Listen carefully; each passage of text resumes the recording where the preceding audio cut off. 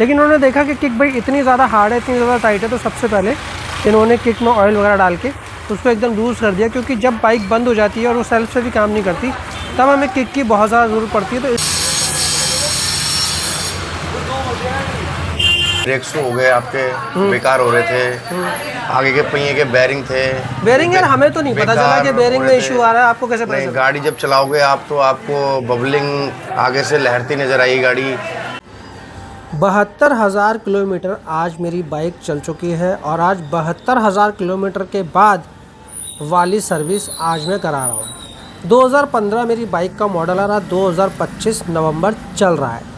मैं हूँ इस वक्त मैकेनिकल शॉप पर और ये शॉप के जो ऑनर हैं वो काफ़ी साल से दुकान चला रहे हैं, और ज़रूरी नहीं कि हम लोग किसी ऐसी दुकान पर ही जाएँ जो जहाँ बहुत सारी भीड़ हो, जहाँ बहुत सारा काम हो, जो शॉप काफ़ी बड़ी हो। लेकिन हाँ, ट्रस्ट वाली बात होती है, चाहे वो कार को हम ठीक कराएं, बाइक को ठीक कराएं, स्कूटी को ठीक कराएं, सारी बात होती है ट्रस्ट की, और वहाँ जगह की कोई वैल्यू नहीं होती।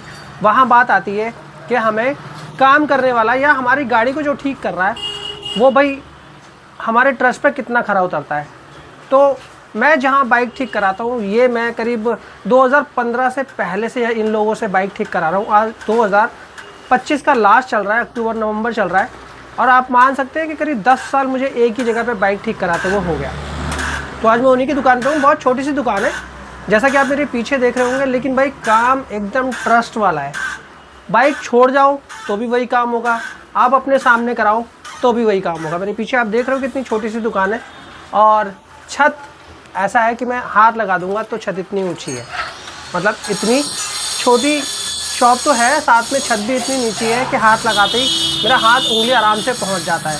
लेकिन फिर भी जहां ट्रस्ट आता है ना, तो इंसान वहाँ कोशिश करता है कि भाई वहाँ से ना हटे और रिलेशन उसके सालों साल बने रहे।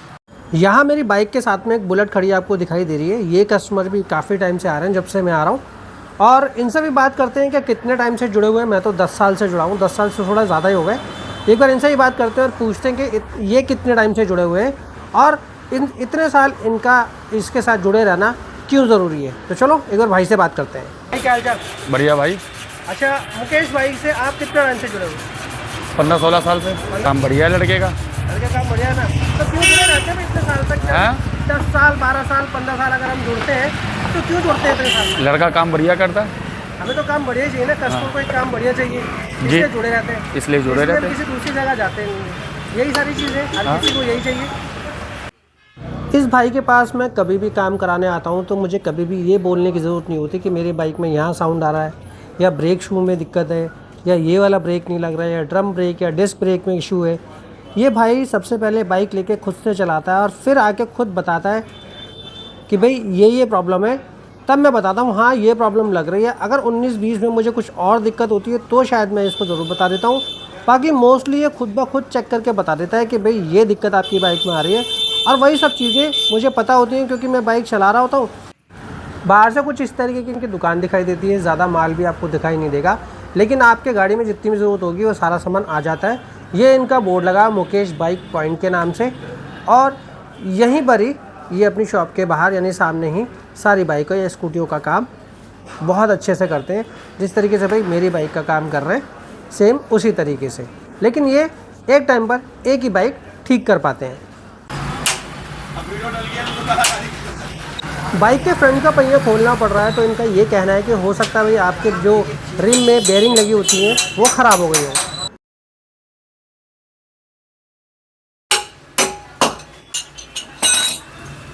ये चीज़ है कितनी कॉमन। पहिया खुला तो पहिया खुलने के बाद ये रिम निकली और सॉरी ये बेरिंग निकली, और ये बेरिंग जंग खाई हुई थी। ये चीज़ तो मुझे भी नहीं पता चला कि भाई फ्रंट वाला टायर टाइट चल रहा है। ये जब इन्होंने चलाया तो बताया कि आपको पहिया खोल के देखना पड़ेगा, हो सकता है बेरिंग ख़राब हो गई हो। ख़राब तो या दूर की बात, ये तो भैया पूरी जंग लगी पड़ी है। तो ये चीज़ें भी होती हैं, कई बार कुछ चीज़ें अपने को खुद से समझ नहीं आती, ये मैकेनिक ही बता पाता है। तो भाई मेरा बस यही रीज़न है इतने सालियाँ जुड़ने का कि देखो जो चीज़ मुझे नहीं पता था वो मैकेनिक भाई ने बता दिया, और ये काम भी इसी सर्विस में आराम से हो जाएगा। किसी भी मैकेनिक की सबसे बढ़िया बात मुझे ये लगती है कि भाई जो कस्टमर है उसे वो कैसे सेटिस्फाइड करेगा। दुकान पे तो एक बार के लिए सेटिस्फाइड कर देगा, लेकिन जब हम अपनी गाड़ी को चलाते हैं या हम अपनी बाइक को चलाते हैं तो उस वक्त हम कितने सेटिस्फाइड हैं, ये उसका काम बोलता है। पैसे सामने वाला भले ही अपने जो जायज़ रेट है वो ले ले, लेकिन काम हमारे पसंद का हो जाए ना तो हम उस जगह को छोड़ते ही नहीं हैं, क्योंकि सेटिस्फेक्शन इतनी ज़्यादा ज़रूरी हो जाती है कि भाई जब उसने हमें दे दी ना और हमारे मतलब का काम हो गया। हम बाइक चला रहे हैं, ऐसे मक्खन की तरीके से बाइक चल रही है, ब्रेक से लेके गियर से लेके हमें हर चीज़ एकदम मक्खन की तरह काम हो रहा है ना, तो हम फिर उस पर क्वेश्चन नहीं करते। हमें कहते हैं यार बंदा बढ़िया है। किसी और को भी हम रेफ़र कर देते हैं कि अगर बाइक ठीक करानी तो यार फलाने से करा, और भाई तेरे को काम एकदम मस्त मिलेगा। यहाँ इस बाइक में प्लग का इशू निकला, यहाँ इस बाइक में चूड़ियों का इशू निकला, यहाँ इस बाइक में बेयरिंग का इशू निकला, और मैं डलवा रहा हूँ इस वक्त कैस्ट्रॉल का ऑयल। अपनी बाइक में आज तक मैंने कैस्ट्रॉल ही फिल करवाया है, कभी भी मैंने कोई और दूसरा ऑयल डाला ही नहीं, और फेथफुल है। रेट के अकॉर्डिंग थोड़ा महंगा ज़रूर है, लेकिन भाई इसकी क्वालिटी भी वैसी ही लगती है, क्योंकि जब इंजन में डलने के बाद इसका जो साउंड आता है ना वो अलग सा ही साउंड आएगा। आप भले ही चाहे दूसरा ऑयल डाल के देखो तो आपको साउंड का फ़र्क दिखेगा ही दिखेगा। तो इसलिए मैं हमेशा कैस्ट्रॉल प्रेफर करता हूँ। और आप कौन सा ऑयल प्रेफर करते हैं अपनी बाइक के लिए, कमेंट करके ज़रूर बताना। हालांकि बाइक मैं भी रोज़ चलाता हूँ, लेकिन भाई ये बेयरिंग इस तरीके से ख़राब निकलेंगी या मुझे पता भी नहीं चला कि मेरा फ्रंट वाला टायर इतना ज़्यादा टाइट चल रहा है, क्योंकि मैं चलाता ही 40-50 की स्पीड पे हूँ, तो इसलिए मुझे चीज़ें पता नहीं चलती। लेकिन हाँ, अगर ये चीज़ें टाइम से पता चल जाएँ और आप इनको चेंज करा लो तो हमें काफ़ी ज़्यादा फ़ायदे मिल जाते हैं और हमें एक नुकसान होने से चीज़ें बचा भी लेती हैं। किसी भी शॉप पर लोग भीड़ अगर देखते हैं तो उनको लगता है कि भाई यहाँ बहुत बढ़िया काम हो रहा होगा, यहाँ बहुत अच्छी क्वालिटी मिलती होगी, लेकिन ऐसा सच नहीं होता। यहाँ मैं बैठा हूँ, यहाँ ना तो आपको कोई भीड़ दिखाई देगी, ना यहाँ एक्स्ट्रा कस्टमर दिखाई देते हैं। बस इतना है कि हमें जब मैं आता हूँ तो मैं इनको फ़ोन कर लेता हूँ कि भाई आज आप फ्री हो, आज मैं आ जाऊँ अपनी बाइक ठीक कराने के लिए, क्योंकि मेरे पास थोड़ा लिमिट टाइम ही रहता है, उसके बाद ही मैं अपना काम कराता हूँ जब मैं फ्री होता हूँ। तो इसलिए आज के टाइम में जब मैं अपना काम करा रहा हूँ तो उनके पास, जैसे मैंने आपको बताया कि एक कस्टमर था, वो कस्टमर आ गया। अब मेरा काम होने के बाद ही किसी और दूसरे की बाइक का काम होगा।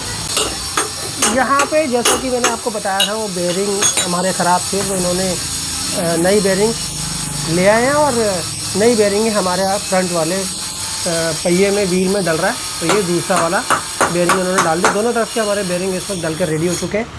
अब इसके बाद हमारा पहिया सीधा लगेगा। तो अपना ये फ्रंट वाला पहिया भी इन्होंने फिट कर दिया।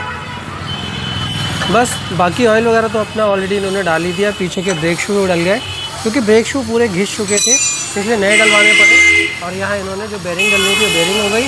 ऊपर वहाँ चूड़ी थोड़ी ख़राब थी वो करी, और एक थोड़ा सा हैंडल टेढ़ा था वो इन्होंने ठीक कर दिया।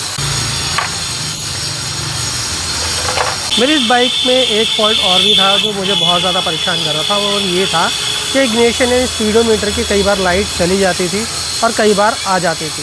ये प्रॉब्लम मुझे काफ़ी टाइम से हो रही थी। कभी कभी होता था ये चीज़, लेकिन क्या था, मैंने जब इनको बताया तो इन्होंने वहाँ पे स्क्रू थोड़ा लूज़ थे, इन्होंने वो स्क्रू को अच्छे से टाइट कर दिया।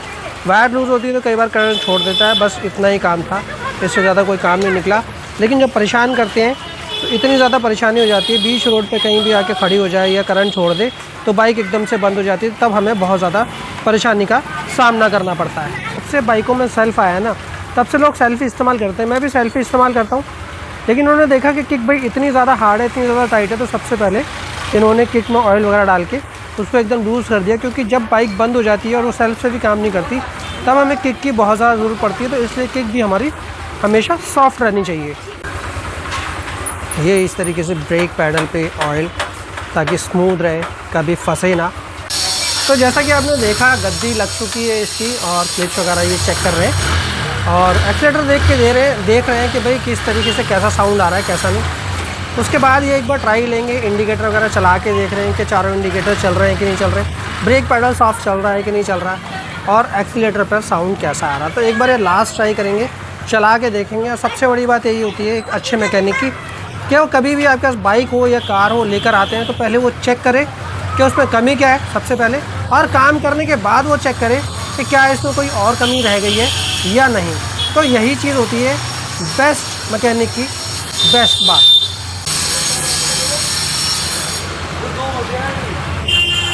मुकेश भाई क्या क्या सामान डल गया हमारी बाइक में? आपकी बाइक में डला है, ब्रेक शू हो गए आपके, बेकार हो रहे थे। आगे के पहिए के बेरिंग थे। बेरिंग यार हमें तो नहीं पता चला कि बेरिंग में इशू आ रहा है, आपको कैसे पता नहीं, चला? गाड़ी जब चलाओगे आप तो आपको बबलिंग आगे से लहरती नजर आई गाड़ी। आप महसूस करोगे तो उसको आगे से ऐसे ऐसे हिलेगी गाड़ी। और अच्छा। उसके बाद में उसके कई कारण हैं, बेरिंग की गोलियां टूट जाती हैं तो पहिया जाम हो जाएगा तो आदमी गिरेगा, जंप लगाएगा। तो अगर कोई कस्टमर हो जो बाइक चलाता हो जिसे इस चीज़ के बारे में नॉलेज ही ना हो, तो वो ऐसे बेरिंग का कैसे पता लगाएगा कि भाई ये उसको बेरिंग का इसलिए ऐसे पता चलेगा, आप मेन स्टैंड पे खड़ी करें गाड़ी। मेन स्टैंड पे खड़ी करके आप पहिया ऐसे ऐसे करके हिलाएं, तो अगर जो हिल रहा है पहिया तो यानी कि बेरिंग आपके ख़राब है। अच्छा, हाँ, पहिया नहीं हिलना, पहिया नॉर्मल स्टेबल है। रहना चाहिए, पहिया हिले ना, हाँ, पहिया नहीं हिलना चाहिए तो ठीक है। तो ठीक है। अगर अपने आप से पता लगाना है। हाँ, अगर गाड़ी आपकी दिक्कत कर रही है, गाड़ी हीटिंग कर रही है, आपको सर्विस की याद नहीं रही है, तो गाड़ी जैसे आपने 10 किलोमीटर चलाई या 15 किलोमीटर चलाई तो गाड़ी हीटिंग करने लग जाएगी, उसका साउंड चेंज हो जाएगा। तो कृपया करके कहीं पे भी जो आपके पास में नज़दीक में मैकेनिक हो तो आप वहाँ पे जाके इंजन ऑयल चेक करा ली जाए। के लिए तो अभी आपकी सर्विस चार्ज कितने मुकेश भाई? Service charge 200। अच्छा मुकेश भाई एक बात बताओ, ये कितने टाइम से आप काम कर रहे हो? मैंने 2009 में दुकान खोली थी और मैं आपसे जुड़ा हूँ 2010 से। 2010 से, और आज 2025 एंड चल रहा है। यस, यानी करीब करीब 15-16 साल हो गए आपको 15-16 काम साल करते हो हुए गए। कंटिन्यू। हाँ, जैसा कि मुकेश भाई से हमने बात की कि भाई 160 कितने के टाइम से bearing, काम कर रहे हैं, तो करीब 19 साल से वैसे काम कर रहे हैं। 40 ब्रेक उससे पहले इन्होंने काम सीखा भी है, तो देखा जाए तो इन्होंने अपनी एज के अकॉर्डिंग, जब ये अपनी एज पर स्टार्ट ही हुए होंगे तभी से यह काम सीखा होगा। सीखने के बाद इन्होंने 19 साल का एक्सपीरियंस है काम करने का, कोई नया। इसीलिए मैंने आपको बताया कि भाई 15 साल से हम लोग जुड़े हुए हैं, 19 साल से अगला का काम करने का एक्सपीरियंस है, और करीब 16 साल से ये लोग दुकान चला रहे हैं। तो यही चीज़ होती है, और 16 साल के बाद भी आपको वही चीज़ मिलेगी जो 16 साल पहले हम सर्विस कराने के टाइम पर हमें मिला करती थी। तो यही चीज़ है, एक प्यार मोहब्बत होती है, एक सेटिस्फेक्शन होती है। अगर आपके आसपास भी इसी तरीके का कोई मैकेनिक है जो फैमिलियर है और फ्रेंडली है, तो मैं कहूँगा कि आप उसके साथ हमेशा जुड़े रहें, कभी भी ना वो आपका साथ छोड़े ना हम लोग। हम भी खुश, वो भी खुश, और भाई बाइक पे चलने वाले तो भाई खुश ही रहने चाहिए, क्योंकि हम भीड़ में, ट्रैफिक में हर तरीके का सामना करते हैं। तो टोटल ओवरऑल खर्चा जो हमारी बाइक में बैठा वो बैठा 550 रुपये का, बेयरिंग से लेके बुश तक, और बाकी मैकेनिकल जो इनकी मेहनत थी वो, और उसके साथ जो मैं कैस्ट्रॉल ऑयल लेकर आया वो मैं अलग से लेकर आया हूँ 350 रुपये का। तो 550 वो और 350 वो, कुल मिला के 900 रुपये में मेरी सर्विस हो गई बढ़िया। अगले 2 से लेके 2500 किलोमीटर तक अब मुझे कुछ भी सोचने की ज़रूरत नहीं है कि मुझे सर्विस से रिलेटेड कुछ काम कराना है। तो कैसी लगी मेरी वीडियो? अगर वीडियो अच्छी लगी तो वीडियो को लाइक, शेयर और मेरे चैनल को सब्सक्राइब ज़रूर करना। इसी तरीके की कुछ ना कुछ नई वीडियोस मैं लाता रहूँगा। मिलेंगे किसी नेक्स्ट वीडियो में किसी नए टॉपिक के साथ, तब तक के लिए नमस्कार।